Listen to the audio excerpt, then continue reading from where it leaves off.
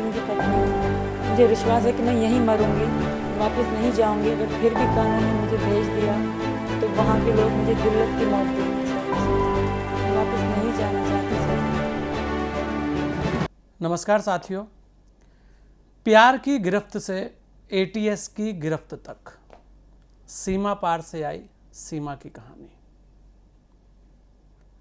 एक ऐसी कहानी जिसे हर कोई जानना चाहता है, देखना चाहता है, सुनना चाहता है कि आखिर इस प्यार में ऐसा क्या है कि आज हर ओर इस प्यार की चर्चा है। पाकिस्तान हो और चाहे भारत हो, हर जगह सीमा पार की सीमा की बात हो रही है। सीमा भी ऐसा कहा जा रहा है कि प्यार के लिए भारत आई, लेकिन साथ में बहुत सारे सवाल भी आ गए। सवाल भी ऐसे कि जिनका जवाब हर कोई जानना चाहता है। और आज शायद वही सवाल हैं जिस कारण सीमा गिरफ्त में है। लगातार आपने देखा होगा कि बीते कई दिनों से हर किसी मीडिया, अखबारों की जो सुर्खियां हैं वो केवल और केवल सीमा। और आप ये सोच रहे होंगे कि आखिर सीमा को लेकर ही इतने सारे सवाल क्यों। उसके बहुत सारे कारण। एक तो पाकिस्तान से आई हैं, प्यार के लिए आई हैं, 4-4 बच्चों को लेकर आई हैं, और इतना कुछ जो साहस है वो कैसे किया। बहुत सारे लोगों के मन में ये सवाल है कि जब हम विदेश जाते हैं तो अपने आप को बहुत ज़्यादा एक डरे हुए, सहमे हुए से रहते हैं जो पहली बार यात्रा करते हैं। यहाँ तक कि बहुत सारे लोग तो ऐसे भी हैं कि जो 10 बार भी जाएं तो भी उनके अंदर कहीं ना कहीं एक अनजाना सा डर रहता है। लेकिन यहाँ सीमा बिना किसी डर के दिख रही है, चेहरा सपाट है और हर किसी के सामने उसकी मुस्कुराहट है। थैंक यू सर, बहुत अच्छा लग रहा है सर। बहुत खुश हूँ मैं यहाँ इनके साथ हूँ आज। कल तक तो पता ही नहीं था कि क्या होना है, आज इनके साथ हूँ, बहुत खुश हूँ मैं। आपसे सचिन जी की कब जो है कांटेक्ट हुआ था, किस तरीके से आपका आना? हमारा पबजी में कांटेक्ट हुआ था 2020 में, तब मतलब लॉकडाउन का ही समय था तब हमारा कांटेक्ट हुआ। और आहिस्ता आहिस्ता दोस्ती से प्यार, फिर मिलने का सोचा, फिर ये कागजात बनवाए। उसके बाद 10 मार्च को हम आए। मैं आई 2023 को। अच्छा। और 13 मार्च को हमने शादी करी वहीं पे पशुपतिनाथ में। उसके बाद नेपाल में आपने जी शादी की सर, थी? हाँ, वहीं एक गाड़ी वाले थे, उनकी सपोर्ट से, टैक्सी ड्राइवर थे, वो बहुत अच्छे थे वहाँ के। तो मतलब काठमांडू में आप लोग वहाँ मिले थे नेपाल हाँ में? हाँ, काठमांडू में ही। फिर वो पशुपतिनाथ घुमाया, फिर वही सब कुछ उसने कराया। फिर इसके बाद में आप सीधा जो भारत आई, जहाँ पे आप उसके बाद ग्रेटर बैक टू पाकिस्तान। अच्छा, बैक टू पाकिस्तान आप चली गई थी। 7 दिन रह गई। फिर कब आना हुआ आपका? फिर मेरा 10 मई को वहाँ से निकली पाकिस्तान से, और 13 मई को मैं भारत पहुँच गई। अच्छा। तो अभी लगभग जिस तरीके से कोर्ट ने जमानत दी है आपको, क्या क्या अभी मतलब कोर्ट के निर्देश हैं, क्या कुछ कहा है? कोर्ट यही कह रही है कि बस आप आउट ऑफ कंट्री नहीं जा सकते, आउट ऑफ सिटी नहीं जा सकते विदाउट परमिशन। हाँ, परमिशन लेके आप फिर कहीं भी जाओ, पर बता के जाओगे इतनी देर के लिए जा रहे हैं, इतने समय के लिए जा रहे हैं, इतने दिनों के लिए जा रहे हैं, हम यहाँ शिफ्ट हो रहे हैं।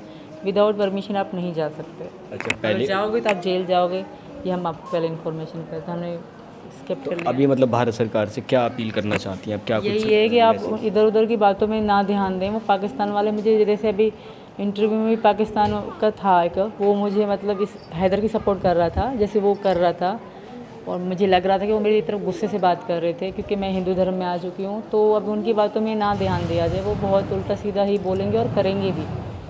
तो मुझे फंसाने की कोशिश करेंगे या वापस आने की कोशिश करेंगे। ना मैं वापस जाऊँगी, हाँ, कैसे भी रखो, जहाँ भी रखो, जैसे भी रखो, मैं यहीं रहूँगी, वापस नहीं जाऊँगी। अगर अति ज़बरदस्ती किया जाएगा तो मैं खुद को ख़त्म कर दूँगी। मुझे वापस नहीं जाना सर। वहाँ अगर देखा जाए तो वहाँ के कल्चर, पाकिस्तान का जो कल्चर है और भारत का कल्चर है, किस तरीके से आप देखती हैं?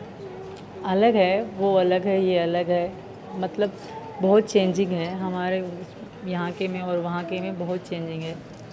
वहाँ पे ऐसे कि इतनी आज़ादी नहीं है लेडीज़ को। है सिटी जो शहर में रहती है उनको है, जैसे हम विलेज वाले थे, हमें इतनी नहीं थी। फिर भी मैंने कर लिया जो करना था, क्योंकि बहुत मुश्किलों से करा है, बहुत मुश्किलों से मैं यहाँ तक पहुँची हूँ। इतना आसान नहीं था। आप पाकिस्तान में किस शहर से मतलब आपका मायका था? मेरा वहाँ जिकमाबाद हिकमाबाद जी, कौन सा जिला पड़ता है? जिकमाबाद ही पड़ता है, सिंध में, और शादी आपकी कहाँ हुई थी? कराची में। कराची में आपकी जी, पहली शादी हुई? जी। तो अभी जिस तरीके से उनका एक कहना है, तो क्या चीज़ें को आप देखती हैं, उनको मैसेज? वो ऐसे ही कह रहे हैं, बकवास कर रहे हैं। इन चीज़ को मैं कोई कुछ नहीं समझती, ना वो मेरे हैं ना मैं उनको मानती हूँ। मेरे ये हैं और इन्हीं को मानती हूँ। उनको कहना है कहने दें, और आप लोगों से भी रिक्वेस्ट है कि इग्नोर मार दें। वो बकवास ही कर रहा है, ऐसा कुछ भी नहीं है। सवाल जवाब एकदम ऐसे कि जैसे रटे रटाए हों, और डर नाम की कोई भी चीज़ उसके चेहरे पर नहीं दिखती। आप देखेंगे जितने भी उन्होंने इंटरव्यू दिए, जितने लोगों ने भी उनसे बात की, हर जगह उसके जो जवाब थे वो ऐसे जवाब थे कि जैसे कोई बहुत अच्छे से तैयारी कर कर आया हो। ये भी कहा जा रहा था कि सीमा केवल 5वीं पढ़ी हुई है, लेकिन जिस तरह से भारतीय मीडिया लगातार बड़े बड़े चैनल, बड़े बड़े दिग्गज वहाँ सवाल कर रहे थे, ऐसा नहीं लगा कि वो 5वीं पास है। लेकिन चलिए, ऐसे ही बहुत सारे सवाल लगातार लोगों के मन में तैर रहे थे, और सीमा भी क्या क्या कह रही थी ये भी आपके सामने है। मेरे साथ मौजूद हैं सीमा हैदर या सीमा सचिन। सीमा सचिन सर, सीमा सचिन कह के बुलाएं। मेरी रिक्वेस्ट है आप सबसे कि सीमा सचिन कह के। अपने जीवन के बारे में बताइए, कहाँ, कौन कब पैदा हुआ, कहाँ पैदा हुए, कैसे कैसे, किन परिस्थितियों में, शॉर्ट में। मैं गांव में पैदा हुई थी। साल मुझे याद नहीं हो, फिर 1996 में पैदा हुई थी, और मैं दूसरे नंबर पे बहनों में थी। नॉर्मल ज़िंदगी थी, स्कूल कुछ भी नहीं था, क्योंकि गांव में स्कूल नहीं होते हमारे यहाँ। अभी बने हैं, पहले नहीं थे जब हम बचपन थे, जब हमारा बचपन था। तो मैं वहीं ट्यूशन पढ़ी थी। मेरे पापा, कुछ पापा पढ़ाते थे, कुछ मुझे शौक़ बहुत था, तो मामू मेरे जाने नहीं देते थे, तो मेरे पापा ने ट्यूशन ही लगाया मुझे। और बेनज़ीर की तरफ से सरकारी लेडीज़ घर घर पढ़ाने आती, तो मैं वो पढ़े, वहाँ से पढ़ के मैंने थोड़ी बहुत एजुकेशन हासिल करी। जी सर। पापा ने शादी तय की थी? जी सर, मजबूरी में, क्योंकि मैं किसी और को पसंद करती थी, तो वहाँ हमारे यहाँ पसंद करना क्राइम माना जाता है, तो इसलिए मेरी इनसे दूसरी शादी, मैं उनकी दूसरी पत्नी थी, तो इनसे मेरी शादी कराई। हैदर के साथ कितना जीवन व्यतीत किया? मैं 6 साल, मतलब 6 साल के 14 से लेकर 19 तक हम साथ रहे। 4 बच्चे हुए? जी सर, इन समय में हुए। इस दौरान बहुत सारे परिस्थितियां ऐसी रही होंगी, क्योंकि 6 वर्ष का समय किसी आदमी के साथ अन समझ तरीके से, मतलब जो आपके मन को पसंद ना हो उसके साथ 6 साल बिताना बहुत। वहाँ रह लेती हैं सर, अगर किसी के पास कोई चारा नहीं है, कोई रास्ता नहीं है, तो वो रह लेती हैं। शायद सचिन ना होते मैं भी रहती, हंसती या रोती पर रहती, पर मुझे सचिन मिले। मैं यहाँ, अब आपका जीवन का आगे का उद्देश्य क्या है? मैं यहाँ रहूँगी अपने पति के साथ, और मैं यहाँ बहुत खुश हूँ। जी सर, यही है कि बच्चे पढ़ेंगे यहाँ पे, मैं हाउस वाइफ बन के इनकी मम्मी पापा की खिदमत सेवा करूँगी। कुछ और साथी उसके पास गए, बेबाकी से अपनी बात रखी उसने, कहा कि हाँ मैं प्यार के लिए आई हूँ। और सचिन, जो वास्तव में जिसके प्यार की गिरफ्त में वो हैं, कभी किसी ने जानने की कोशिश नहीं की कि उनकी पारिवारिक स्थितियाँ क्या रही, कैसे पबजी के अंदर उनका प्यार हुआ। मेरा नाम सीमा सचिन है। सीमा ठाकुर भी कह सकते हो और ठकरायन भी कह सकते हो। मुझे खुद इच्छा थी साड़ी पहनने की। मेरा अपना मन था कि मैं साड़ी पहनूं और इस तरह इनके लिए तैयार हूं, जैसे यहाँ औरतें पति के लिए अपनी मांग भरे रखती हैं। तो आई लव दैट, मुझे बहुत अच्छा लगता था ये सब। मैं खुद से कर रही हूँ। बिल्कुल, मैं ठकरायन हूँ। और पबजी भी एक तरीके से आप दोनों ने मिलकर लवजी बना दिया, क्यों सचिन जी? हाँ, लवजी बन गया। पबजी बन गई लवजी। ऐसा कहा जाता है कि सीमा पबजी खेलती है। देखिए 5वीं पास से पबजी खेलती है, और वो पबजी के द्वारा वो भारत के सचिन से प्यार करती है, और भारत के सचिन के प्यार में वो इतनी पागल हो जाती है कि अपने पूर्व पति को बताए बिना, तलाक दिए बिना वो वहाँ से अपने 4 बच्चों को लेकर निकल पड़ती है। दुबई जाती है, नेपाल आती है, फिर सचिन को नेपाल में कहा जाता है कि मुलाकात होती है, वहाँ पर वीडियो बनते हैं, वो वीडियो वायरल किए जाते हैं। उसके बाद नोएडा आती है, उसके बाद नोएडा में एक हंगामा शुरू हो जाता है। और आप देखिए इस हंगामे के बीच में सीमा के चेहरे पर जरा सा भी कहीं तनाव नहीं है, सपाट चेहरा है एकदम। कहीं भी ऐसा नहीं लगता कि सीमा जरा सा भी किसी के भी सवालों में उलझ रही है। उसके प्यार की ताकत है ये। लेकिन यही बहुत सारे सवाल खड़े हो जाते हैं, लोगों के मन में आशंकाएं आ जाती हैं। और जिस तरह से उसके घर में पूरी मीडिया गई और वहाँ पर जो माहौल देखा, तो सबके मन में एक शंका पैदा हुई कि आखिर एक 5वीं पास लड़की इतने सपाट चेहरे के साथ हंसते खेलते सबकी बातों का जवाब कैसे दे रही है। और बस यहीं से ATS की निगाहें उन पर शुरू हो जाती है, जांच होती है, जेल भी जाना पड़ता है, वापस आना पड़ता है, लेकिन कहीं भी कोई तनाव नाम की चीज़ सीमा के चेहरे पर नहीं दिखती। सचिन की बात करें तो वो सीधा साधा लड़का सामने दिख रहा है सबके, एक भी बात उसके मुंह से कहीं निकलती नहीं दिखी। ऐसा लगता है कि जैसे उसको बोला हुआ है कि आप चुप रहोगे। सचिन, अब आगे भविष्य की क्या योजना है?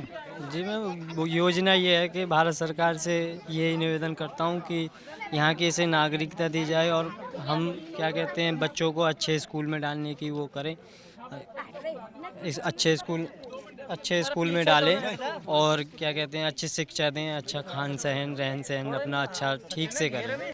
ये भी कहा जा रहा है कि शायद सीमा को पता है कि भारतीय जनमानस जो है वो प्यार को बहुत सम्मान देता है, तो लोगों के मन में ये भी शंका है कि कहीं वो भारतीय जनमानस की भावनाओं से तो नहीं खेल रही। ये भी एक सवाल है। प्यार को लेकर भारत के अंदर हर कोई जानता है कि कितना सम्मान यहाँ के लोग प्यार को लेकर करते हैं, लेकिन ये प्यार भी अगर प्यार होता तो शायद सवाल ना खड़े होते। इस प्यार में बहुत सारे सवाल खड़े हैं, इसके पीछे भी सीमा ही है। और इस पूरे प्रकरण में अगर आप देखेंगे जो सवाल खड़े हैं, जिसे हम कह रहे हैं कि भाई ये कुछ सवाल हैं जिनका जवाब चाहिए। पूरे इंटरव्यू जहाँ चल रहे हैं, पूरी मीडिया जहाँ है, वहाँ पर सचिन से कुछ भी नहीं पूछा जा रहा है या सचिन कुछ बोल नहीं पा रहे हैं, लेकिन सीमा लगातार जवाब दे रही है। और सीमा के जो वीडियो हैं वो भी वायरल चल रहे हैं, यहाँ तक कि अब तो पाकिस्तान में भी हंगामा शुरू हो गया है। सीमा की सहेलियाँ कुछ और कह रही हैं, सीमा के जो पूर्व के पति हैं वो कुछ और कह रहे हैं। कोई कह रहा है कि सीमा जी के जो परिवार के लोग हैं वो वहाँ पर आर्मी के अंदर हैं। ऐसी बहुत सारी चीज़ें हैं। तो सवाल पर सवाल, इस प्यार में बहुत सारे सवाल हैं कि आखिर सीमा जासूस तो नहीं, क्योंकि उसके जो चेहरे के हाव भाव हैं जिन्हें देखकर लगता है कि कहीं तो कुछ दाल में काला है, कुछ तो सीमा छुपा रही है। शायद इन्हीं सब के सवाल जो है वो ATS भी ढूंढ रही है। और ये भी कहा जा रहा है कि जल्दी ही ATS नेपाल भी जाएगी, क्योंकि उससे पहले इस तरीके की बातें भी चल रही थी कि सीमा नेपाल से पहले भी शायद नोएडा आई हो। ये भी है। तो आखिर ये जो सीमा है,